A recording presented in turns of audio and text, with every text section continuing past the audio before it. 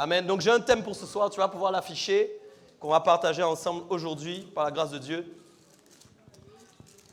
Ok, donc comment aller sur l'autre rive? Certaines versions de la Bible disent effectivement comment aller sur l'autre.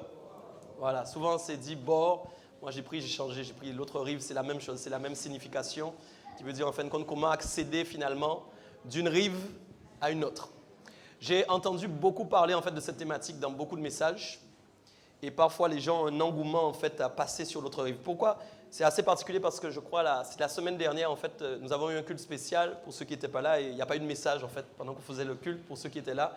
Le Seigneur nous a conduits dans l'adoration et on s'est laissé conduire. Le Seigneur ne voulait pas qu'on prêche de message.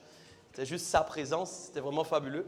Et je ne sais pas si vous vous rappelez en fin de compte quand nous étions en fait dans sa présence ce jour-là, il y a eu des prophéties qui sont sorties et il y a eu une prophétie en fin de compte sur va sur l'autre bord. À un moment, le Saint-Esprit a parlé. Il a dit, va sur l'autre bord. Alors souvent, en fin de compte, quand les gens entendent parler de l'autre bord, ils ont une hâte en fait. Une hâte de courir, d'aller, parce que souvent les gens pensent en fait que c'est la grande bénédiction qui les attend. Ils doivent changer finalement de rive parce que rien ne va sur la rive sur laquelle ils sont placés. Et ils pensent donc qu'ils doivent vite courir en fin de compte pour aller sur l'autre rive, pensant en fait que sûrement, probablement, sur l'autre rive, il y a quelque chose de meilleur qui les attend, en tout cas quelque chose de plus extraordinaire. Le message que je vais vous apporter ce soir, en fin de compte, n'ira pas totalement dans ce sens. Vous savez, le Seigneur nous enseigne tantôt d'une façon, tantôt d'une autre. Amen. Et je crois qu'il faut être ouvert, en fin de compte, pour bien comprendre quelle est la pensée profonde du Saint-Esprit par rapport à cette pensée d'aller sur l'autre rive. Alors, je vais poser une question. Est-ce qu'il y a des gens qui veulent aller sur l'autre rive ce soir, qui veulent changer de rive? Amen. Apparemment, il y en a.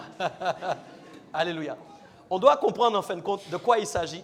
Et on doit retourner vraiment à la parole de Dieu pour voir, en fait, pourquoi on a parlé de changer de bord. Et vous verrez, en fait, c'est une bonne chose. Hein? C'est une bonne chose de passer de l'autre bord. Ce n'est pas une mauvaise chose, c'est une bonne chose. Mais on va voir finalement en quoi ça consiste et qu'est-ce qui a poussé finalement Jésus-Christ à un moment à avoir le désir de changer de bord. Vous savez, il y a beaucoup de gens, j'ai constaté en fin de compte dans mon jeune ministère, j'ai constaté une chose. Il y a beaucoup de personnes, en fait, quand rien ne va, je ne sais pas si vous avez déjà remarqué, ils veulent déménager. Je rencontre souvent des gens qui me disent « rien ne va ». Je change de bord. En fait, c'est ce que ça veut dire. En gros, je prends un avion maintenant, je pars. J'ai connu des gens qui sont partis sur des coups de tête parce que rien n'allait là où ils étaient. Et je me demandais, mais en fait, est-ce que c'était vraiment ce que Dieu voulait pour eux?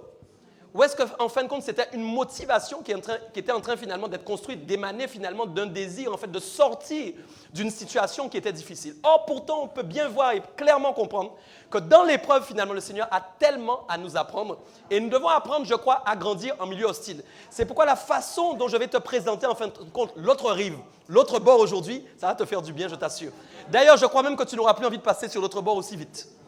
Tu auras toujours envie de passer, mais je ne suis pas sûr que tu auras envie d'aller à la même vitesse. Parce que tu vas comprendre que sur la rive sur laquelle tu es placé actuellement, tu as des choses à apprendre. Vous savez, on ne peut pas vouloir changer de rive sans avoir fini d'apprendre ce qu'on a à apprendre sur la rive sur laquelle nous sommes situés. Les gens veulent trop courir parfois, trop vite dans leur futur, alors que leur présent a quelque chose réellement à leur apporter, mes amis. Vous devez comprendre ça? Donc, on va voir là ce qui se passe. Et je vais prendre donc pas mal la parole aujourd'hui. Ce n'est pas dans mon habitude de prendre énormément de textes, mais ce soir, la façon dont le Saint-Esprit m'a dirigé, j'ai des textes vraiment sur lesquels je veux m'appuyer pour que tu grandisses et que tu sois béni. Amen, ça va? Ok, alors dis, j'irai à l'autre rive ce soir au nom de Jésus. Mais pas trop vite. Amen, amen. Ok, on va s'appuyer sur Matthieu chapitre 8 à partir, en fin de compte, du verset, je vais vous dire ça, du verset 18. Ok? Matthieu chapitre 8, verset 18. Et on va lire ça ensemble tranquillement. On va se poser dans la parole tranquillement, par la grâce de Dieu. Matthieu chapitre 8, verset 18. Ok. Alors voilà, on va lire ça ensemble. 1, 2, 3. Jésus, voyant une grande foule autour de lui, donna l'ordre de passer sur l'autre bord. Certaines versions disent donc l'autre rive. Un scribe s'approcha et lui dit, « Maître, je te suivrai partout où tu iras. » Et Jésus lui répondit, « Les renards ont des tanières et les oiseaux du ciel ont des nids. Mais le Fils de l'homme n'a pas un lieu où il puisse reposer sa tête. » Un autre d'entre les disciples lui dit, « Seigneur, permets-moi d'aller d'abord ensevelir mon père. » Mais Jésus lui répondit, « Suis-moi et laisse les morts ensevelir les... » Ok, il monta dans la barque. Amen. Et ses disciples le suivirent. Et voici, il s'éleva sur la mer une si grande tempête que la barque était couverte par les flots. Et lui, il dormait. Les disciples s'étant approchés, le réveillèrent et dirent, « Seigneur, sauve, nous périssons. » Il leur dit, « Pourquoi avez-vous peur, gens de peu de foi? » Or, il se leva, menaça les vents et la mer, et il y eut un grand calme. Ces hommes furent saisis d'étonnement. « Quel est celui-ci, disait-il, à qui obéissent même les vents et la mer? » Continuez avec moi. « Lorsqu'il fut sur l'autre bord, dans le pays des Gadaréniens, 2 démoniaques sortant des sépulcres vinrent au-devant de lui.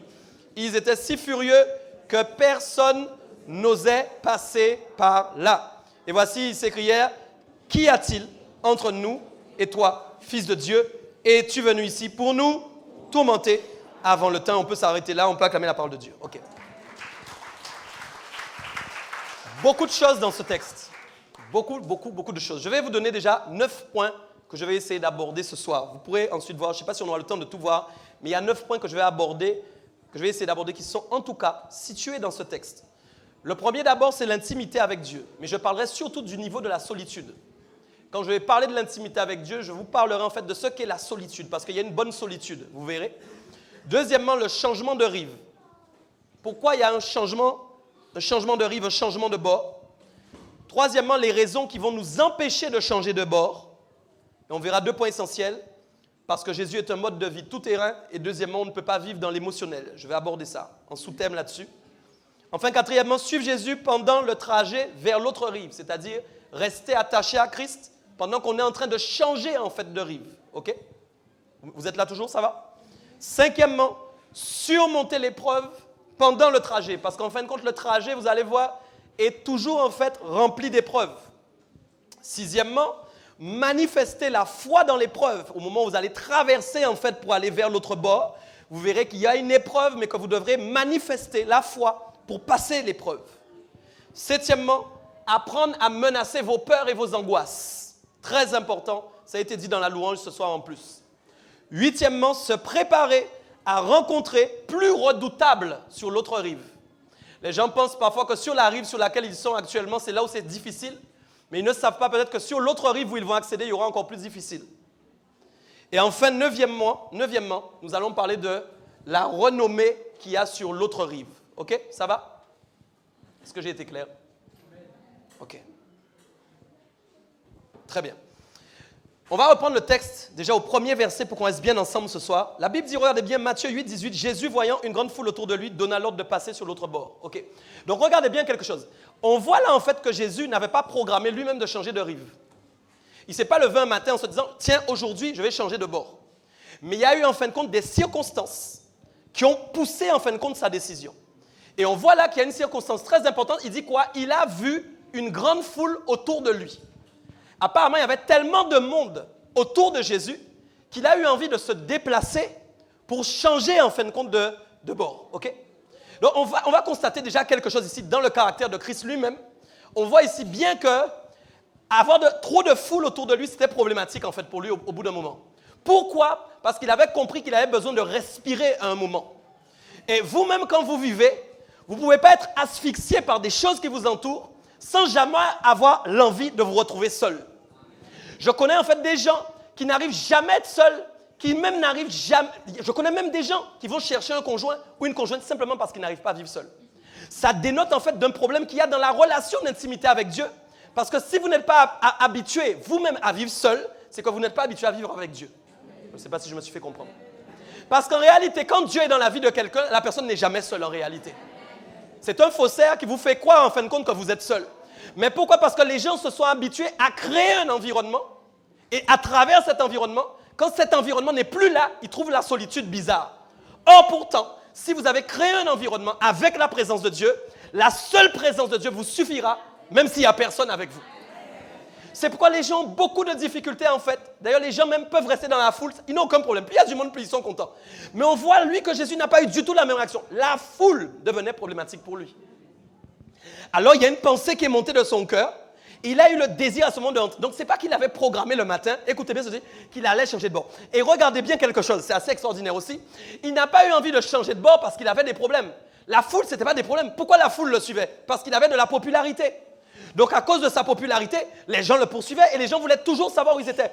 C'est pourquoi avant de changer de rive, il faut d'abord avoir fait le bien que tu dois faire sur la rive sur laquelle tu es placé et que les gens constatent que le bien que tu fais sur la rive sur laquelle tu es placé leur donne envie de te côtoyer avant de changer de rive. Je ne sais pas si on m'a bien compris dans ce que je dis. Oui, il y a un bien à porter sur la rive sur laquelle tu as été placé.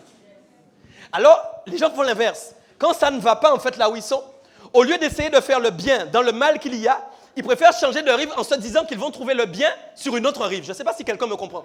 Mais en réalité, dans le mal que tu es sur la rive où tu es placé, c'est toi qui dois amener le bien dans la rive où tu es pour que les gens sachent qu'à cause de ta présence, il y a quelque chose d'autre qu'ils n'avaient jamais connu.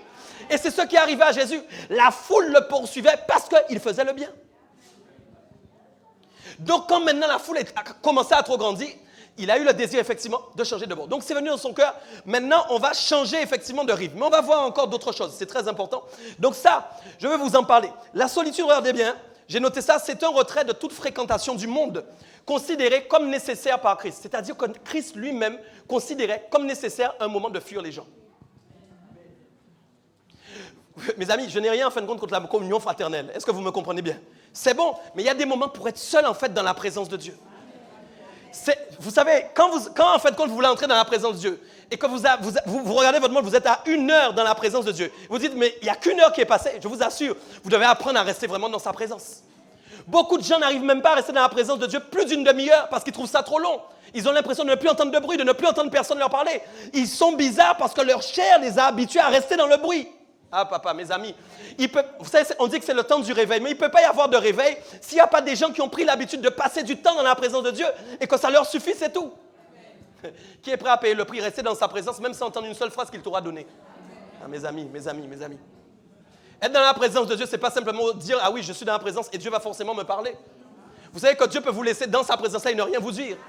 Je me rappelle des fois, je jeûne pendant 3 jours, le 3e jour seulement, dernière minute de sortir du jeûne, il me dit un mot. Je dis, mais papa, tu fais quoi là? C'est quoi ça? Pendant 3 jours, je suis couché là en train d'attendre, je n'entends rien. Non, c'est sérieux. Dieu a le monopole, mes amis.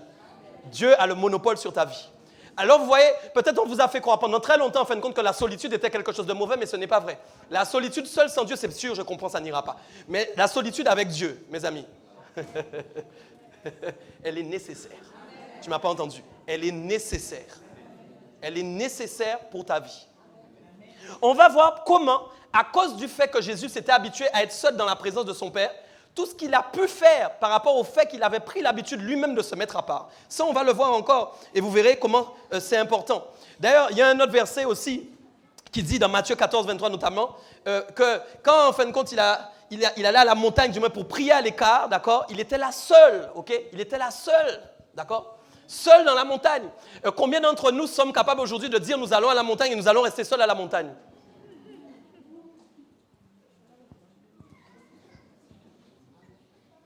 Les gens même vont te dire ils ont peur des bêtes, ils ont peur des bruits, ils ont peur de ci, ils ont peur de ça, ils ont peur de ci.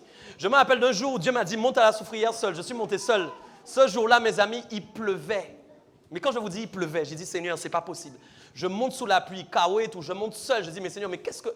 Un temps, mais quand je vous dis un temps, du brouillard, tout. Je monte, je reste là-haut. Je ne sais plus combien d'heures en fin de compte, ok? Je reste là-haut à la montagne. Le Seigneur m'a donné un mot, je vous assure. Un mot. Un mot, mais le mot m'a suffi.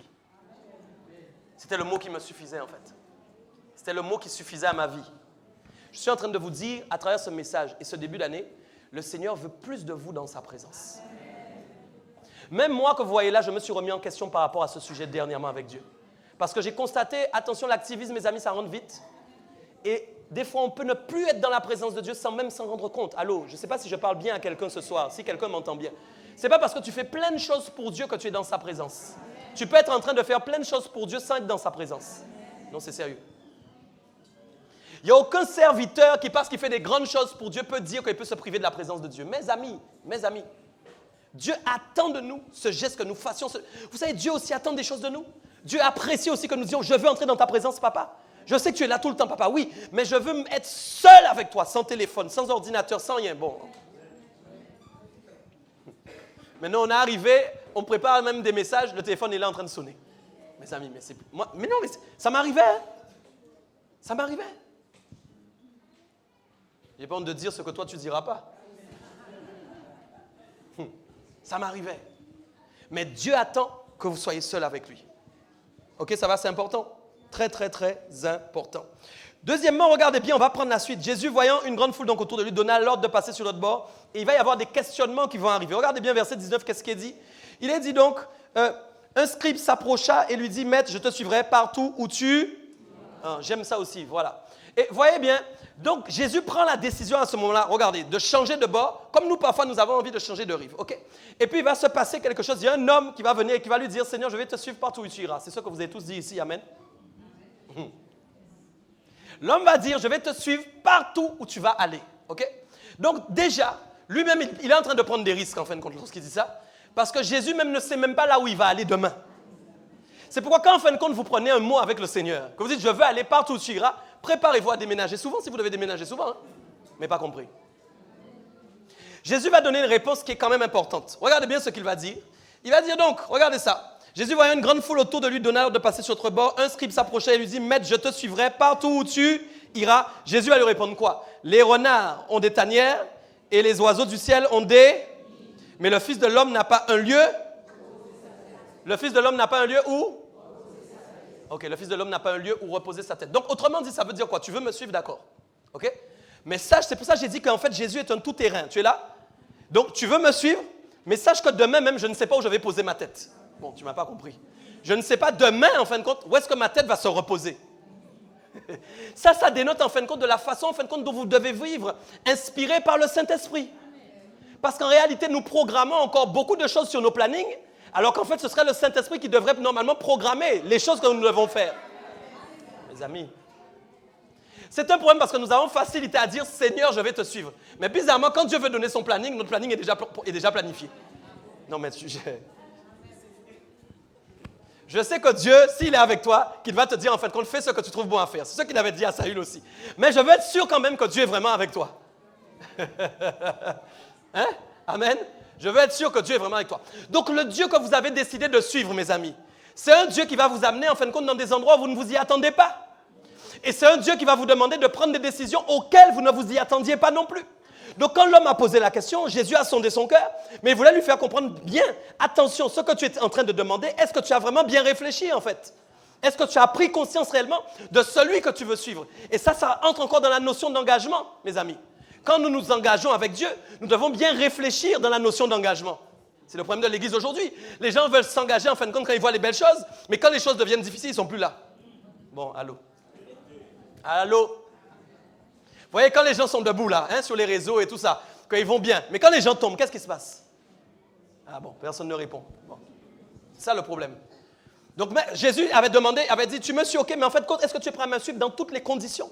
Donc la question qu'il te pose ce soir, c'est est-ce que tu es réellement prêt à le suivre dans toutes les conditions en fait?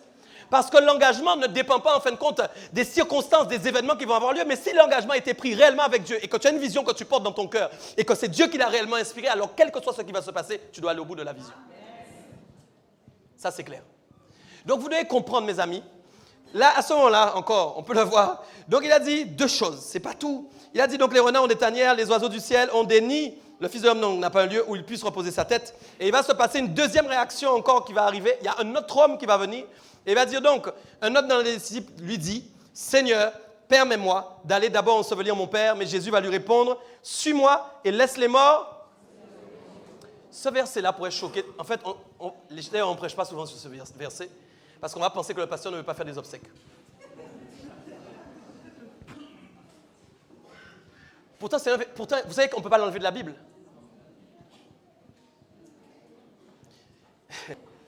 Est-ce qu'on se comprend bien? Mais si tu dis à l'église aujourd'hui, si un pasteur se lève maintenant et dit aux gens, excuse-moi, laisse les morts ensevelir les morts, la personne va être choquée. Si tu viens me voir pour tes obsèques, je te dis, mon frère, laisse les morts ensevelir les morts, tu vas être choqué. C'est pourquoi il y a des versets chocs qui doivent redevenir chocs maintenant dans cette génération, pour que les gens puissent comprendre la vérité, mes amis, l'amplitude de la vérité de la parole. Mes amis, quand nous sommes attachés à Dieu, il y a des souffrances qu'on n'a plus. Écoute ce que je te dis. Je ne te dis pas que tu ne seras pas triste de perdre quelqu'un. Vous devez avoir de la distance avec ça. Si vous n'avez pas de distance avec ça, c'est que vous avez une incompréhension au niveau de la mort. Ça veut dire qu'il faut retraiter sur le plan doctrinal, sur le plan de l'enseignement, la notion en fin de compte de la résurrection que vous-même vous allez avoir. Bon, vous n'avez pas compris ce que je dis. Mais si vous avez l'assurance, en fin de compte, que vous êtes sauvé, que les gens qui meurent même sont sauvés. Bon, je sais, c'est triste quand les gens ne sont pas sauvés. Ça, c'est un autre problème. Vous savez quand même que même s'ils ne sont pas sauvés, ça changerait au verset? Non, mais les gens ne veulent pas entendre les vérités. Je suis désolé de te le dire. Même si la personne, en fin de compte, n'est pas sauvée, si elle est morte, c'est fini. Donc, tu ne peux pas avoir un attachement à des obsèques. Maintenant, les gens ont des attachements à des obsèques sur le nombre de fleurs, sur le nombre de ci, sur le nombre de ça. Mais mes amis, nous sommes en train de perdre du temps. Bon, je ne sais pas pourquoi on doit parler de ça ce soir, bizarre. Donc, regardez bien quelque chose. Écoutez bien. Donc, on voit là, il change de bord, mais des gens veulent le suivre sur le bord où ils veulent aller. Mais regardez, la profondeur, c'est là où il faut comprendre les choses. Jésus a une réaction et il a envie de changer de destination. Il y a des gens qui l'ont vu, les gens ne veulent pas le laisser partir. Mais c'est normal. C'est normal, vous voyez des serviteurs. Vous aussi, vous avez envie de les suivre. Donc, ils ont envie de suivre. Mais Jésus, lui, est plus profond, en fait, que les gens qui le suivent. C'est-à-dire que lui, il dit, OK, les gens veulent me suivre, mais je constate spirituellement qu'il y a des choses qui les attachent encore et qui vont les empêcher, en fait, de me suivre. Donc, il est en train, finalement, de les enseigner. Et on voit là, déjà, dans ces deux exemples, entre celui, donc, qui veut aller enterrer, OK, ensevelir son père, d'accord? Et l'autre exemple que nous avons vu précédemment, OK? On voit clairement qu'il y a des attachements, en fin de compte, dans le cœur de ces personnes. Jésus est en train de leur dire, il y a un attachement familial qui est trop fort. Tu ne peux pas changer de rive si tu es trop attaché à ton papa et ta maman. Bon. Il y a des chrétiens qui viennent à l'église, qui louent Dieu, j'adore Dieu, mais en fait, quand Dieu entend l'adoration, il voit le papa de la personne. Vous n'avez pas compris ce que je dis. Parce qu'il y a ce qu'on appelle le fusionnel. Vous savez qu'il faut briser ça au nom de Jésus. Bon. Une fusion, en fait, c'est en fin de compte c'est quand, vous savez, la fusion, c'est quoi? Vous connaissez la définition du mot fusion. C'est quand deux éléments se rejoignent et font un seul. Donc, en fin de compte, les gens disent, tu es chrétien, tu crois en Dieu. Ah, j'adore Dieu, j'adore le Seigneur. Mais tu dis aux gens, tu es fusionnel avec tes parents. La fusion, en réalité, c'est réservé pour le Saint-Esprit. Je sais que je ne parle pas pour rien ce soir. C'est bizarre, c'est comme ça, une idée comme ça. C'est une idée vague. Il y a des choses que tu ne peux pas dire.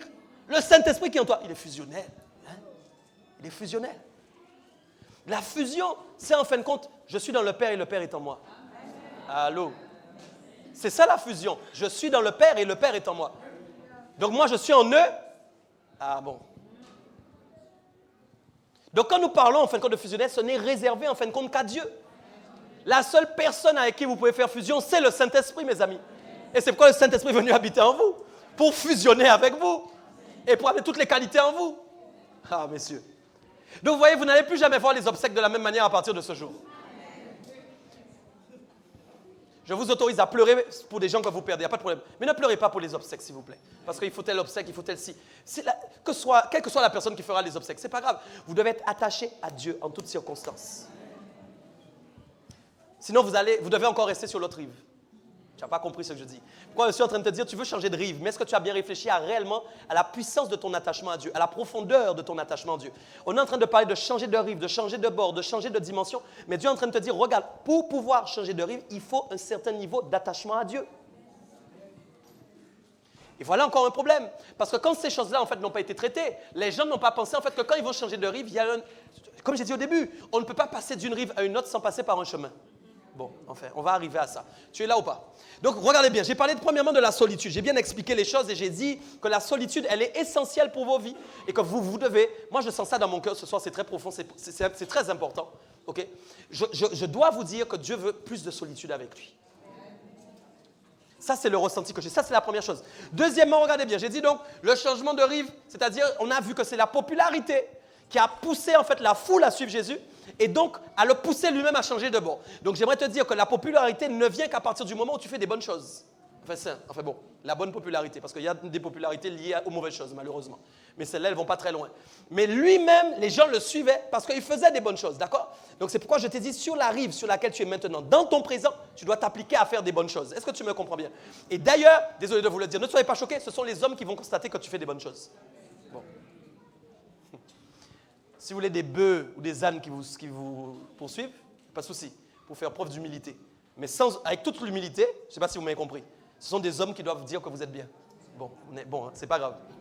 Je sais, c'est Dieu d'abord qui dit que vous êtes bien. Mais écoutez ce que je vous dis. Ce n'était pas Dieu sur la terre qui disait Jésus est bien. C'est la foule qui le suivait parce qu'ils voyaient en Jésus des choses extraordinaires. Vous n'avez pas compris. Ça ne veut pas dire que toute la foule qui le suivait était bonne. Ce n'est pas ça que je suis en train de dire. Mais je suis en train de dire que votre popularité va naître à partir du bien que vous faites aux autres. C'est pourquoi quand on veut déménager, pour déménager trop vite, alors qu'on n'a pas encore réalisé le bien qu'on devait réaliser, là où on était, on est en train d'échouer en fait. Bon. Donc j'ai bien dit, premier point solitude, deuxième point j'ai dit le changement de rive, et troisièmement j'ai énoncé avec vous les raisons qui vont nous empêcher en fin de compte de changer de rive, d'accord? Et donc on a vu qu'il y a suivre Jésus, c'est un mode de vie tout terrain, ok? Un mode de vie tout terrain, aucun attachement autre que celui de Christ. Et on a vu encore qu'on ne peut pas vivre dans l'émotionnel. Ça, je vais vous en parler. Vous n'êtes pas appelé à être émotionnel, vous êtes appelé à être spirituel. Et tout ce qui est émotionnel va dépendre évidemment de votre environnement, encore une fois. L'homme fonctionne trop souvent avec ses émotions. Vous savez, quand on part, on change de direction, c'est sous l'émotion. Hein?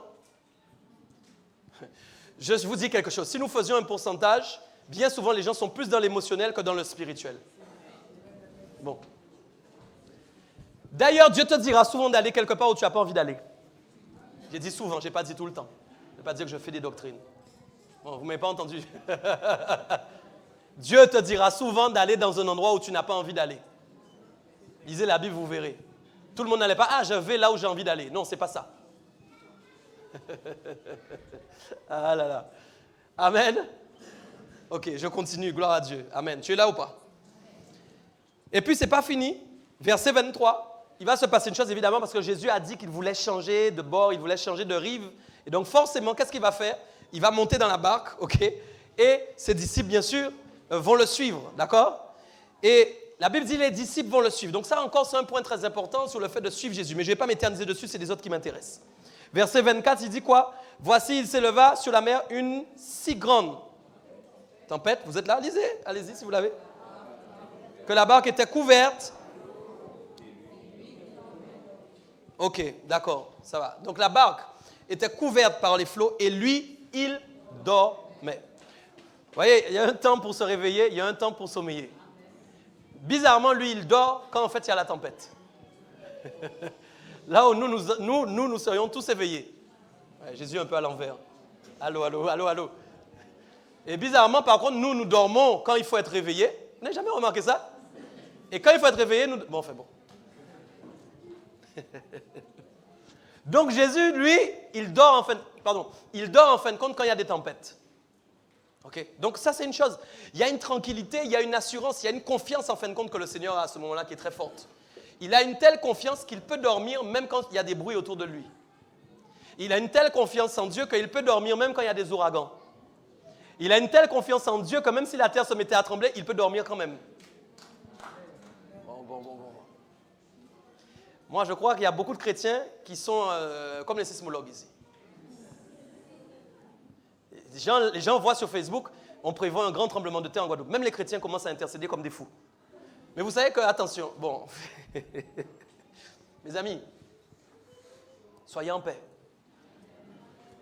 Soyez en... Allô? Soyez en... L'angoisse, la peur ne vient pas de Dieu. Dieu n'est pas là pour nous angoisser. Dieu est là pour que nous soyons en paix. Donc, quel que soit ce qui peut se passer autour de vous, amen, vous devez dormir. Tu n'as pas le droit de prendre des médicaments pour dormir. Je suis en train de parler à quelqu'un aussi. Tu n'as pas le droit de prendre des médicaments pour dormir. Amen.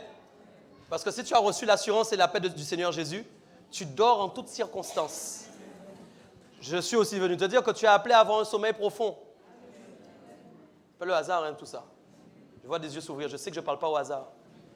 Mais au nom de Jésus, je déclare que sur chaque vie qui est présente ici dans ce lieu, vous aurez des sommeils profonds et des sommeils réparateurs au nom suprême de Jésus.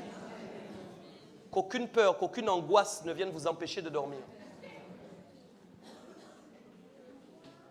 Donc Jésus, lui, il dormait tranquille, ok? On voit là qu'il dort tranquille. Et puis, il va se passer quelque chose de très important. Et je l'ai dit là aussi. Regardez bien, qu'est-ce qui se passe? Il va y avoir un mouvement. Et donc, les disciples s'étaient approchés, le réveiller et dire, Seigneur, sauve-nous. Nous périssons. Ok? Nous périssons. Lis avec moi la suite, vas-y.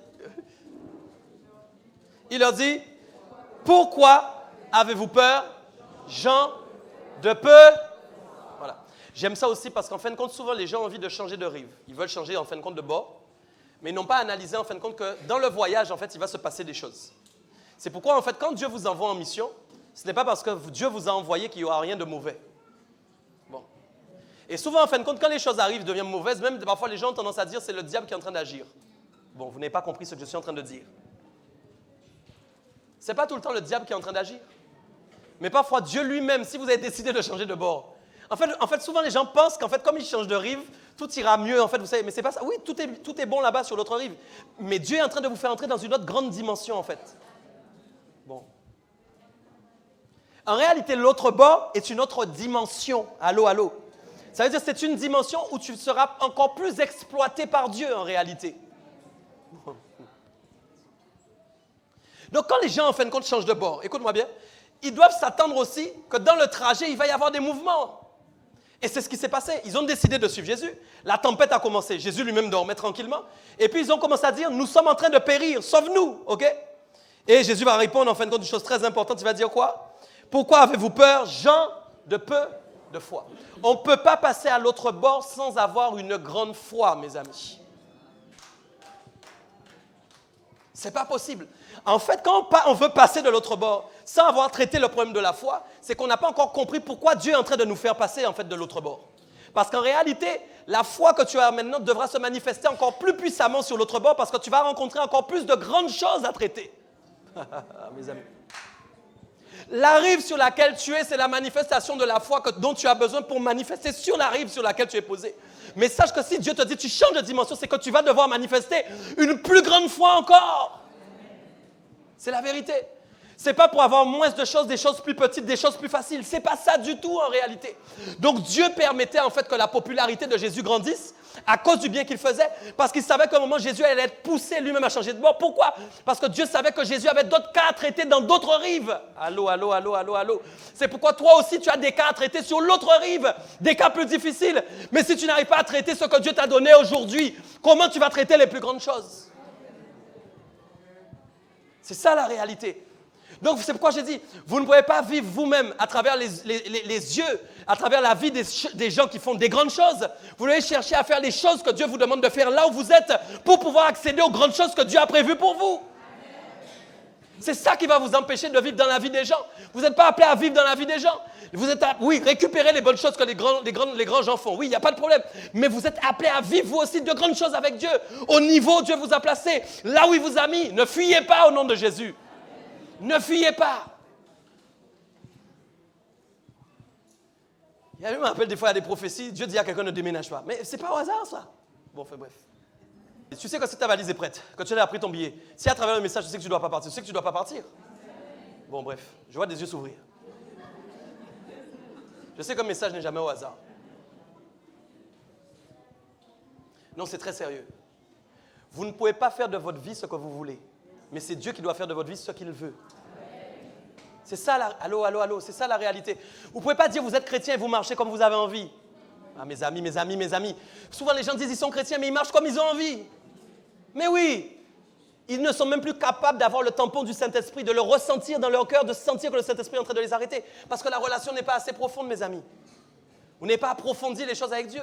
Vous devez avoir en vous le témoignage du Saint-Esprit qui vous ordonne de faire ou de ne pas faire. Ce n'est pas sur prophétie seulement que vous devez faire ou pas faire, je ne sais pas. Résultat, mais ah mon Dieu, je sais bien.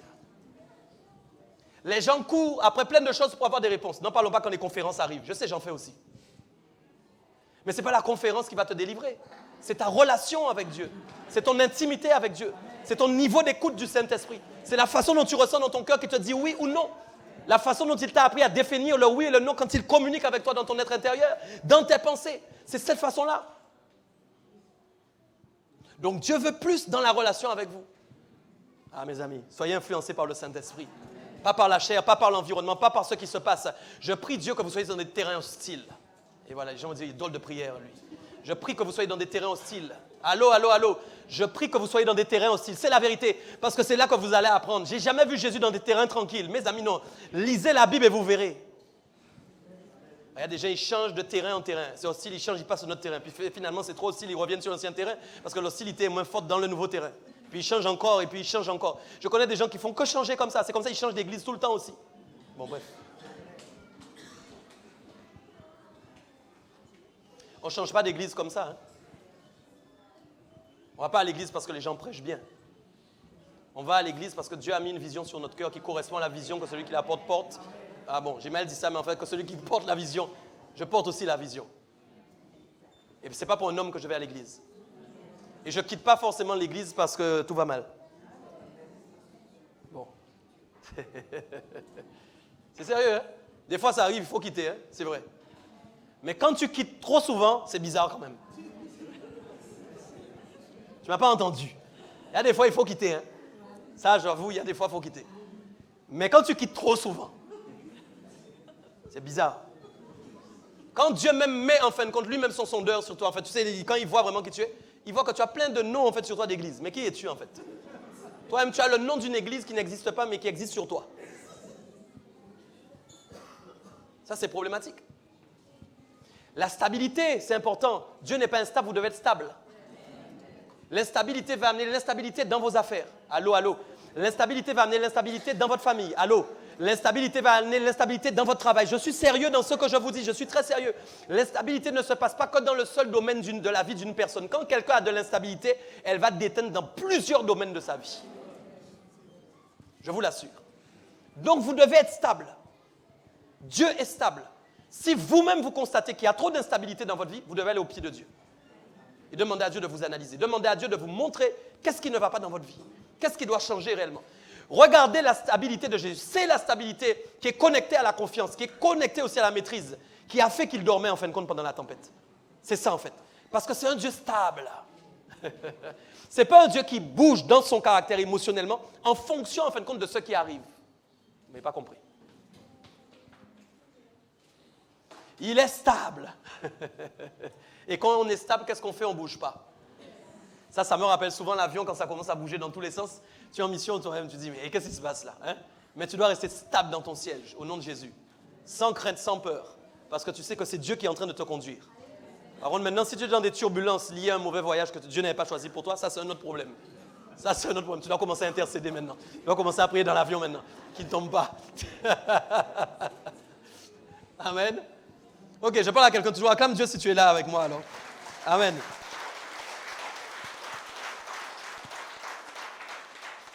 Ok, donc vous voyez, on a vu donc déjà effectivement, il a parlé évidemment de la foi. Ok.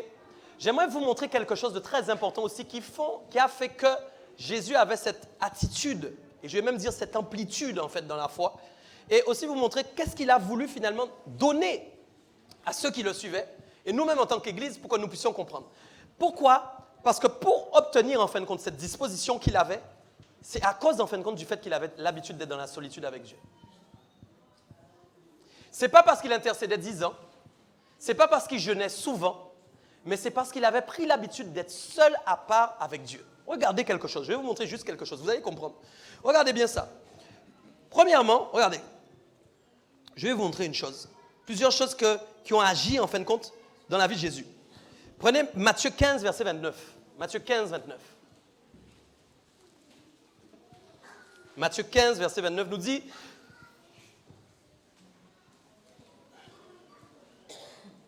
Vous y êtes? Matthieu 15, 29 nous dit, Jésus quitta ces lieux et vint près de la mer de Galilée, étant monté sur la montagne, il fit quoi? Ici assis, d'accord? Et plus loin, 30, qu'est-ce qui est dit? Alors s'approcha de lui une grande foule, ayant avec elle des boiteux, des aveugles, des muets, des estropiés. Vous avez vu tout ce qui est noté ou pas? Des quoi? Lisez avec moi, des quoi? Des boiteux, des aveugles, des muets, des estropiés et beaucoup d'autres malades. Donc vous avez vu un peu le nombre de catégories de malades qu'on lui a emmenés. Il était seul. Nous sommes d'accord? Il était seul. Ok, ça va. Et qu'est-ce qui est dit plus loin? Alors lisez. Je suis ému de compassion pour cette foule. Ok, ça va, mais on n'a pas besoin d'aller plus loin. Donc on a emmené toutes ces personnes, ok, pour que Jésus puisse agir dans leur vie. Pourquoi, mes amis? Jésus pouvait agir dans la vie de chacun d'entre eux parce qu'il avait l'habitude de se retrouver seul. C'est pareil, vous ne pouvez pas avoir envie de faire de grandes choses, de grands miracles et de grands prodiges si vous n'avez pas l'habitude d'être dans la présence de Dieu seul, mes amis. Ce n'est pas possible. D'accord? Regardez plus loin encore, ce n'est pas fini. Ce n'est pas tout. Je vais prendre un autre texte avec vous. Marc 6, versets 31 à 34. Marc 6, versets 31 à 34. Vous allez voir, Marc 6, versets 31 à 34. Il est dit, Jésus leur dit, venez à l'écart dans un lieu désert et reposez-vous un peu. Pourquoi? Car il y avait beaucoup d'allants et de venants. Ils n'avaient même pas le temps de manger.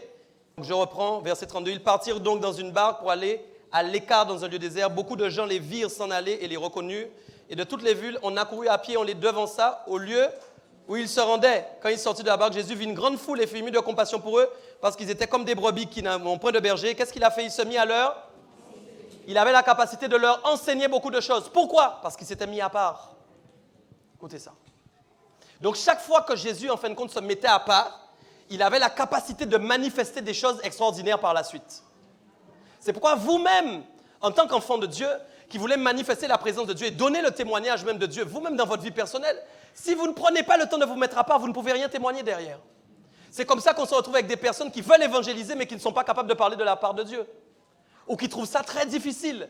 Alors qu'en réalité, les temps que vous allez prendre dans la présence de Dieu vont vous permettre de faire des choses qui vont vous dépasser. Bon. C'est sérieux.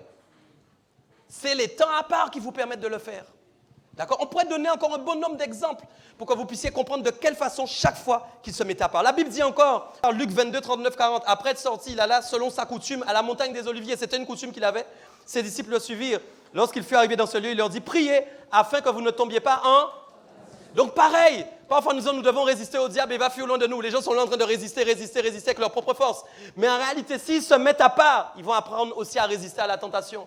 Pourquoi? Parce que plus tu restes dans la présence de Dieu, plus Dieu va intégrer en toi de la force et de la puissance qui va te permettre de résister au diable. Allô, allô, allô. Allô. Je suis venu te dire d'arrêter de résister au diable avec tes forces humaines. Allô.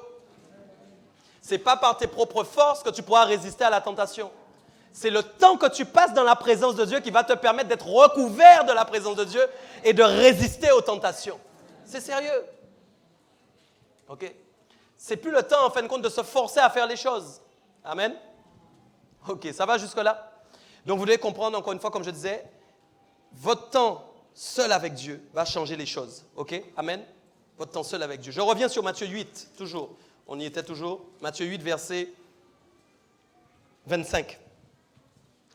OK? Donc les disciples s'étant approchés, le réveillaient et dirent, Seigneur, nous sauve, nous périssons. Nous avons vu. Il leur dit, pourquoi avez-vous peur, gens de peu de foi? Alors il menaça les vents et la mer. Il y a eu quoi? Un grand calme. OK? Il y a eu un grand calme. Il y a eu un grand calme. Il y a eu un grand calme. OK? À cause de la foi qu'il avait. Il y a une chose qu'il a fait quoi? Il a menacé. C'est pourquoi j'ai dit dans les points, en fin de compte, qu'on doit aborder, quand aussi vous devez changer de rive, vous devez vous habituer à vous préparer à menacer aussi les vents qui vont souffler. Et là encore, mes amis, changer de rive, c'est aussi manifester l'autorité que le Saint-Esprit vous a donnée. Allô, allô. Trop de chrétiens ne manifestent pas l'autorité qu'ils ont reçue parce qu'ils sont inconscients de l'autorité que Dieu leur a donnée. Vous écoutez ça dans les messages, vous lisez ça dans la Bible, mais vous ne manifestez pas l'autorité qu'il faut. Or, pourtant, quand les choses se présentent devant vous, c'est l'occasion pour vous de dominer sur ces choses. Donc, c'est pourquoi, mes amis, il n'y a rien qui arrive dont le Seigneur n'est pas au courant. Donc, quel que soit le chemin par lequel tu es en train de passer, la difficulté par laquelle tu es en train de passer, tu dois être conscient que de toute façon, Dieu t'a équipé pour menacer cette chose. Allô, allô, allô. Tu dois être conscient. Écoutez, les gens préfèrent dire, mais pourquoi ça m'arrive? Je ne parle pas des choses qui arrivent à cause des bêtises. Mais quand une épreuve arrive, vous ne devriez pas dire pourquoi ça m'arrive. Bon, je ne sais pas. Non, personne ne dit ça en fait. Non, c'est moi seul qui ai dit ça en fait, dans ma vie. Les gens disent, mais pourquoi ça m'arrive? Alors qu'en fait, l'épreuve attendait une réponse. C'est une menace de ta part, à cause de ta foi. On voit que quand il a menacé, qu'est-ce qui s'est passé? La tempête s'est calmée. Ouais. La tempête n'a même pas eu le temps, en fin de compte, de faire le travail qu'elle avait à faire. Vous savez, quand une tempête passe, vous n'avez qu'à voir quand les ouragans passent ici, le nombre d'heures qu'on doit rester confiné. En fait, c'est Jésus qui a confiné la tempête. Jésus a confiné lui-même la tempête. C'est-à-dire que lui-même, il a cassé le timing de la tempête. Il a cassé le temps où elle devait passer. Pourquoi? Parce que sa menace était plus forte. C'était une tempête plus forte que la tempête qui passait. C'est quoi Dieu est en train de te dire aujourd'hui? Quel type de tempête que tu es pour menacer ta tempête? Allô, allô, allô, allô, allô, allô. Quel type de tempête tu es pour menacer ta tempête? Allô? Quelle que soit la tempête qui est en train de passer devant toi maintenant, tu as ce qu'il faut pour pouvoir dominer sur elle. C'est très sérieux. Alors quand les choses arrivent, on préfère dire pourquoi ça m'arrive, pourquoi moi? Mais on oublie déjà qu'on s'est engagé, que Dieu marche avec nous, mes amis. Mais à aucun moment, Dieu ne s'arrête avec vous.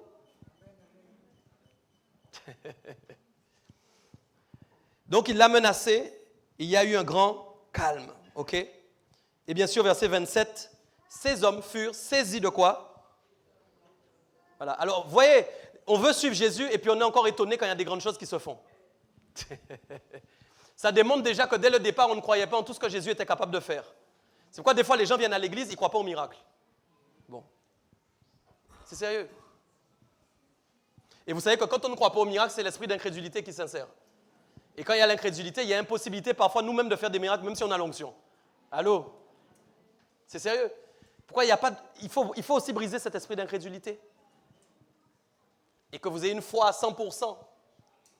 Amen. Brisez l'esprit d'incrédulité au nom de Jésus. Ne mettez pas une sélection sur le... Vous savez, des fois, nous avons tendance à faire un tri sélectif. On croit en certains miracles, mais on ne croit pas en d'autres. Bon. Notamment celui de ressusciter les morts. Ça, c'est le truc tabou. Okay, vous ne dites pas amen, c'est pas vrai? Alors, quand maintenant quelqu'un fait une résurrection sur quelqu'un, c'est forcément un menteur. Vous n'avez jamais remarqué ça? Tellement ça paraît incroyable. C'est la preuve que dans le cœur de l'homme même, il y a des choses auxquelles il ne croit pas que Jésus peut faire.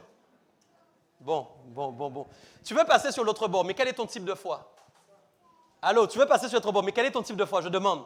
Est-ce que tu crois en toutes les capacités de Jésus? Il faisait des miracles même mais écoutez, sur le plan même naturel, Jésus avait maudit un figuier. Qu'est-ce qui lui est arrivé? Mais si maintenant tu passes devant un manguier et que tu dis Dieu t'a dit de le maudire, les gens vont te prendre pour un fou, mais pourquoi pas? S'il ne porte pas de mangue, à quoi il sert? Bon, arrêtez, vous voyez, c'est ça. Je disais récemment, le Saint-Esprit me dit de faire des choses des fois. J'ai dit, mais si je fais ça, il y a des gens qui vont dire que je suis un sorcier. Non, c'est très sérieux. Bon. Mais si maintenant quelqu'un vient, crache maintenant dans de la boue là, on va dehors là, tu ne vois pas, on crache, les gens vont dire il est fou. Ils vont filmer ça, ils vont mettre ça sur les réseaux. Ils vont dire que c'est de la sorcellerie. Bon.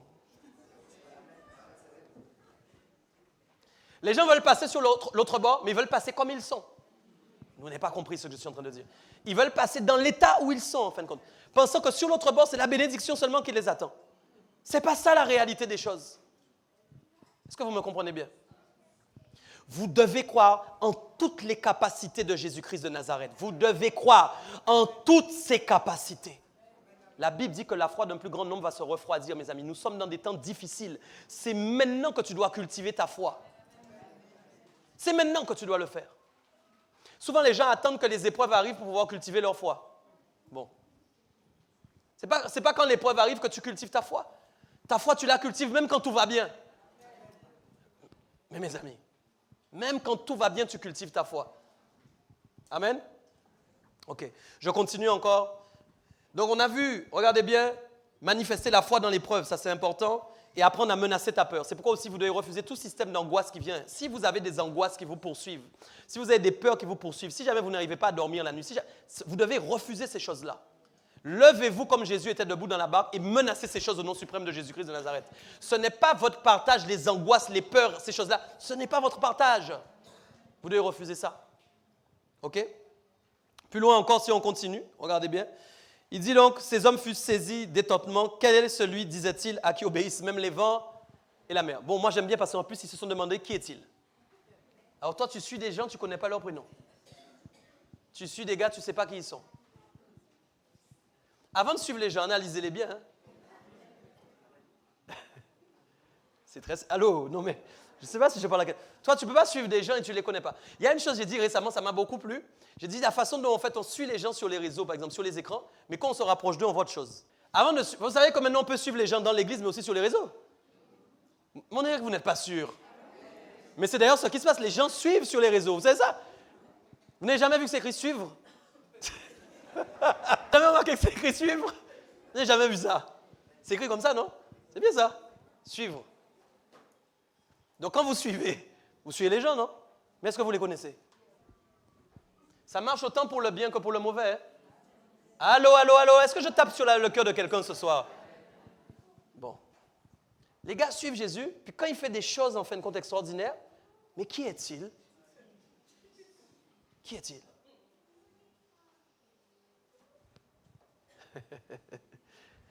Mes amis, vous devez connaître les gens que vous suivez. Et il y a des gens, vous ne pouvez les connaître que quand le Saint-Esprit a sondé les gens pour vous. Allô, allô, allô. Vous ne pouvez pas suivre les gens par rapport à ce que vous voyez sur les réseaux ou ce que vous voyez de l'impression que vous avez. Vous devez suivre à travers le témoignage du Saint-Esprit dans votre cœur qui vous atteste. Pourquoi? Parce que le témoignage du Saint-Esprit ne sera pas axé sur ce que les gens voient, mais sera axé sur l'intimité qu'il a avec lui dans les lieux secrets. Et moi, c'est ce témoignage-là qui vous intéresse. C'est celui-là qui vous intéresse. Vous savez pourquoi? Vous suivrez toujours les gens que vous devez suivre. Ça, c'est la première chose. Et vous ne serez jamais déçus. Bon. Est-ce que vous me comprenez bien? Vous ne serez pas déçus. Alors après, on veut suivre des gens qu'on ne connaît pas, et puis après, les gens sont déçus. Hein? Ils sont déçus. Ah non, je n'aurais pas pensé, ils sont déçus. Ils veulent lâcher même la main de Dieu. Ils sont déçus à cause des hommes de Dieu. Ils sont déçus à cause de ça. Mais c'est une erreur. Mais si vous arrêtiez, si on arrêtait de suivre bêtement par rapport à ce qu'on voit, eh bien peut-être il y aurait moins de déception. Suivez selon le témoignage du Saint-Esprit dans votre cœur. Personne n'est parfait, mais suivez selon le témoignage du Saint-Esprit. Donc il dit, ils le suivaient, ils furent saisis d'étonnement, et donc ils dirent bien évidemment, quel est celui-ci à qui obéissent même les vents et la mer. Ok. C'est pas tout. Il est dit donc, lorsqu'il fut sur l'autre bord, vous pouvez lire avec moi, verset 28, lorsqu'il fut sur l'autre bord, qu'est-ce qui se passa? Dans le pays des Gadaréniens, on continue, 2 démoniaques sortant des sépulcres vinrent au-devant de lui. Ils étaient si furieux que personne quoi? Voilà. Donc là, en fait, écoutez bien. Il y a une autre version, mais je ne l'ai pas là. Je crois, je ne sais plus si je l'ai noté. Je voulais vous la lire aussi. 2 petites secondes. Je ne sais plus si je l'ai noté. Non, mais ce n'est pas grave. Donc, regardez bien. Moi, j'aime ça. Tu veux passer à l'autre bord toujours ou pas? Ouais, es-tu prêt à tomber dans les tombeaux alors? Regarde bien l'histoire. Non, mais Jésus veut changer de bord, ok? Il change de rive. Et puis, en fin de compte, il ne tombe pas en fin de compte sur un culte d'adoration ou une population qui l'attend pour le louer et l'adorer et lui dire « Waouh, tu es Seigneur Jésus, tu es extraordinaire ». Il passe dans des sépulcres et il tombe sur 2 démoniaques. La Bible dit que personne même ne voulait faire quoi? Bon, d'accord. Personne ne voulait passer par là. Donc, je suis en train de te dire ce soir que l'autre rive sur laquelle tu veux aller, c'est des endroits où personne ne veut passer, où Dieu veut t'envoyer.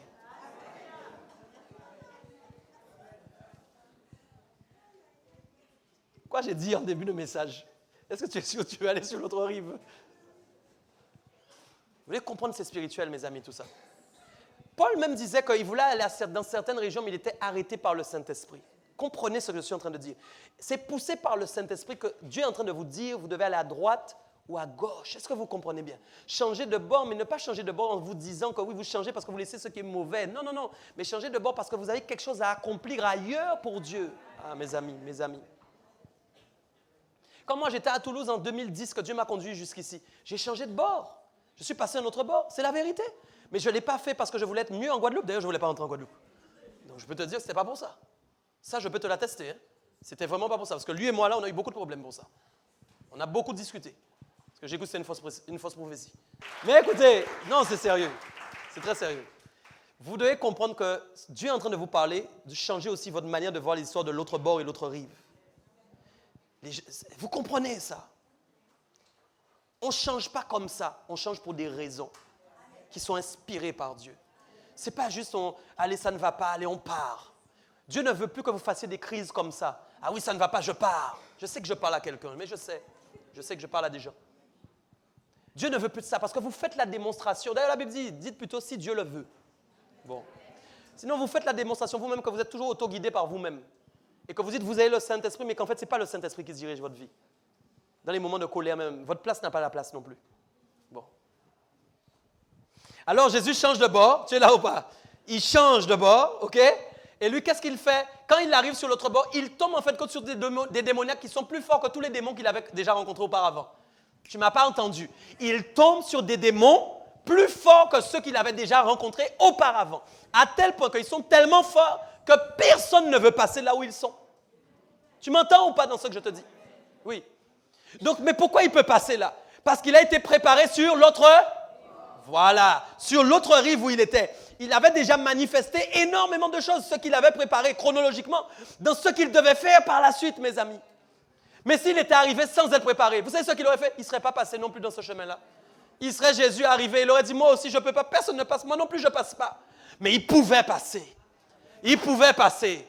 Parce qu'il avait accompli ce qu'il devait accomplir sur l'autre rive. Et que donc Dieu pouvait le surdimensionner pour passer dans ce coin-là aussi. Quoi, vous ne pouvez pas passer dans notre coin sans entrer dans cette dimension de foi à laquelle Jésus est passé. Vous ne pouvez pas décider de changer comme ça. Non, vous allez avoir des problèmes. Des problèmes. Et c'est comme ça en fait qu'on voit les gens, ils sont sortis d'une rive, passés à l'autre rive, ils appellent au secours au feu. Je retourne sur l'autre rive. Jésus n'est pas retourné. Allô? Moi, je veux déclarer sur ta vie que là où tu vas changer de rive, tu continueras et tu passeras. Ce n'est pas pour retourner en arrière. Ce n'est pas pour retourner en arrière. Ah, mes amis, quand on retourne en arrière, le temps passe, le temps passe. C'est ça le problème. Le problème, il est là. C'est comme ça qu'on se retrouve à faire des trajets en 10 ans, alors qu'on devait les faire en 1 an. C'est très sérieux. À aller, à revenir, à aller, à revenir, à aller, à revenir. Ah, papa. Le temps est précieux, mes amis. Le temps compte. Alors voilà, ils sont tombés, ils étaient si furieux que personne n'osait passer par là. Et voici, ils s'écrièrent, qui a-t-il entre nous et toi, fils de Dieu? Ok, qui a-t-il entre nous et toi, fils de Dieu? Es-tu venu ici pour nous tourmenter avant le temps? J'aime ça. Pourquoi es-tu venu nous tourmenter avant le temps? Avant le temps, dis avec moi, avant le temps. Avant le temps. Tu vois un peu, ça c'est assez extraordinaire. C'est-à-dire, en fin de compte, qu'eux-mêmes savaient qu'ils avaient un temps. Bon. Les démons savaient eux-mêmes qu'ils avaient un temps. Tu ne m'as pas encore compris dans ce que je suis en train de te dire. On va aller plus loin. Jésus était sur l'autre rive. Jésus était sur l'autre rive. Tu es là ou pas? J'ai dit, poussé par la foule, il a changé de bord. Tu es là ou pas? Mais qu'est-ce qui se passe? Lui, Jésus, il est dans son timing. Parce que la foule qui le presse, Dieu savait que cette foule-là allait le presser. Donc, dans le timing de Dieu, de son Père opéré dans le ciel, il savait que Jésus allait se retrouver sur l'autre rive à ce moment-là. Mais les démons ne savaient pas que dans le timing de Dieu, leur timing allait être écourté. Tu ne m'as pas entendu. C'est pourquoi il te faut être dans le bon timing pour écouter les timings qui doivent s'écourter. Il y a des choses qui doivent se terminer, qui croient qu'elles doivent continuer, mais qui doivent se terminer, mais qui ne se terminent pas parce que tu n'es pas toi dans le bon timing. Les démons eux-mêmes savaient qu'ils avaient un temps. C'est grave parce que nous-mêmes, nous oublions que nous avons un temps. Aïe, aïe, aïe, aïe, aïe, aïe, aïe, aïe, aïe, aïe, aïe, aïe. Nous, là, nous sommes là tranquilles. Chrétiens, nous allons à l'église, nous allons au culte, nous allons aux réunions et tout ça. Nous sommes là tranquilles. Nous ne voyons pas que nous avons un temps. Mais les démons eux-mêmes savaient qu'ils avaient un temps. Alors quand maintenant ils ont rencontré Jésus, ils ont dit, mais attends, mais là il y a un problème en fait. Quand là ils ont vu Jésus, ils ont dit, mais là il y a un souci. Là maintenant le gars vient écourter notre temps. C'est-à-dire que nous on s'attendait encore à faire des dégâts avec les démoniaques, avec les corps dans lesquels nous sommes là. Tu es là ou pas? Nous on est là tranquille, on sait qu'on a encore du temps pour détruire des gens, pour tuer des gens, pour empêcher aux gens de passer là. On a du temps. Mais quand lui il est arrivé maintenant, le temps s'est écourté.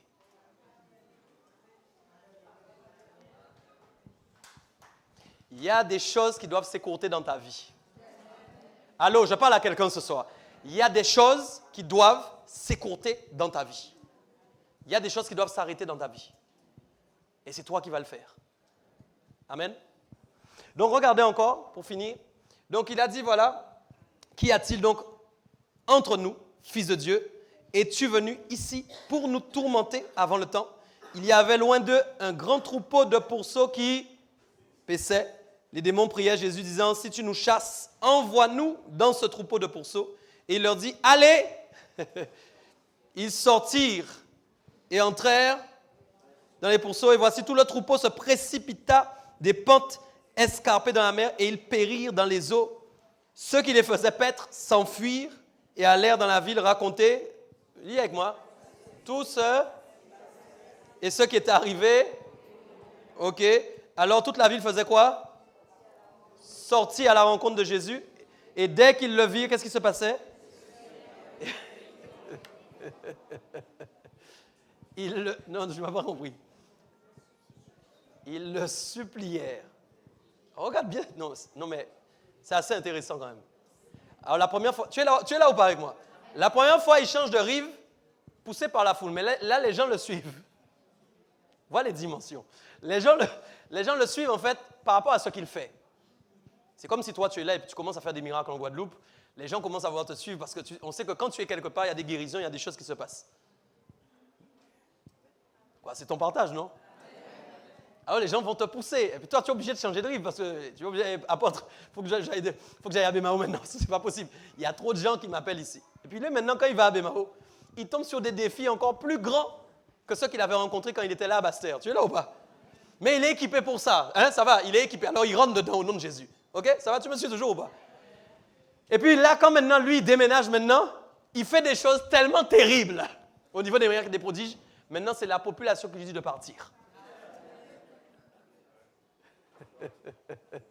Donc, je suis venu te dire ce soir qu'il y a des rives sur lesquelles tu vas arriver. C'est les gens qui vont t'expulser. Tu ne m'as pas compris. Mais toujours à cause de ce que tu fais. Allô? Toujours à cause de ce que tu fais de bien. Toujours à cause de ce que tu fais. Amen. Il y avait une chose que le Saint-Esprit m'avait dite, que je voulais vous dire ce soir aussi, très important avant de finir. OK? Et je vais juste le reprendre ça. Il faut que vous ayez des priorités divines. Ça, c'est important. Parce que le Saint-Esprit me disait que le manque de priorité divine vous empêche aussi de passer sur l'autre bord. On voit que Jésus était vraiment quelqu'un de priorité. Il avait des priorités. Et donc, dans ses priorités, on voit là bien évidemment que dans les priorités qu'il avait, il y avait le fait de rester dans la présence de Dieu. C'était prioritaire pour lui. C'est-à-dire que quand il ne passait pas à côté, en fait, quand il ressentait qu'il devait aller dans la présence de Dieu, il ne tardait pas avec ça. Nous, parfois, des fois, on va être là comme ça, on va sortir du message, et puis on va sortir là comme ça à l'église, on va dire aux gens, les uns les autres, tu sais, il faut vraiment que je rentre dans la présence de Dieu. Après avoir écouté le message, franchement, je me dis ça. Et puis lundi va arriver, les gens ont déjà oublié. Et puis après, ils vont dire, mais c'est tellement difficile, la semaine est tellement chargée, je n'ai pas eu le temps, tu as raison, j'avais dit ça, il faut que je revienne dans la présence de Dieu. Allô? Ça, c'est un problème de gestion, en fait, des priorités. Et ça amène, en fin de compte, de la procrastination, en fin de compte, dans votre système. C'est-à-dire, vous remettez toujours à demain des choses que vous devez faire pour Dieu. Mais quand vous remettez, en fin de compte, à demain des choses que vous devez faire pour Dieu, ça démontre, en fin de compte, quelle place Dieu a dans votre cœur, en réalité. Pourquoi il y a des niveaux de placement dans vos cœurs en fonction des choses que vous préférez? Allô? Donc la réalité, si vous décidez réellement de mettre Dieu dans votre cœur en premier, c'est-à-dire que pour vous, la chose la plus importante, c'est que Dieu soit à la première place, c'est rien d'autre. Vous êtes sûr de ça à 100%. Ça veut dire que donc si Dieu est à la première place, vous allez avoir un ordre de priorité par rapport aux choses que Dieu va vous demander. C'est ce que j'appelle en fin de compte les priorités divines. Et donc ces priorités divines vont forcément s'attacher à vos pensées et vont vous pousser normalement à les faire. Si vous ne les faites pas, c'est qu'il y a des choses qui ont encore pris trop de place dans votre quotidien, dans votre vie, et que cette chose-là a encore plus de valeur. Mes amis, il faut être simple. Tout ce qu'on fait le plus, c'est ce qu'on préfère.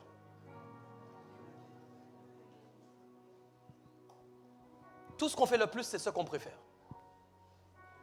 Non, mais c'est la réalité. Donc moi, en fin de compte, je ne peux pas dire j'aime Dieu si je n'aime pas passer du temps avec lui.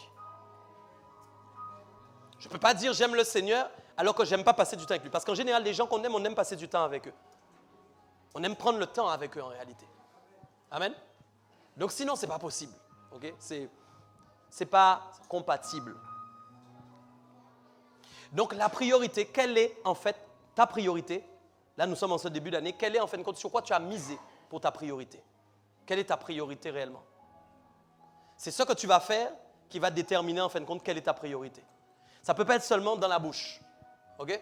Parce que nous avons facilement tendance à dire des choses avec nos bouches. Mes amis, alors ça, nous sommes forts. Je me mets dedans aussi, il n'y a aucun problème.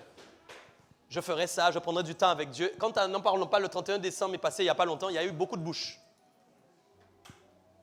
Beaucoup de gens ont dit, je vais faire ça avec Dieu, je vais prendre du temps avec Dieu, je vais passer du temps. Beaucoup de gens ont dit des choses. Mais la réalité des choses, qu'est-ce qu'il en est déjà à cette date?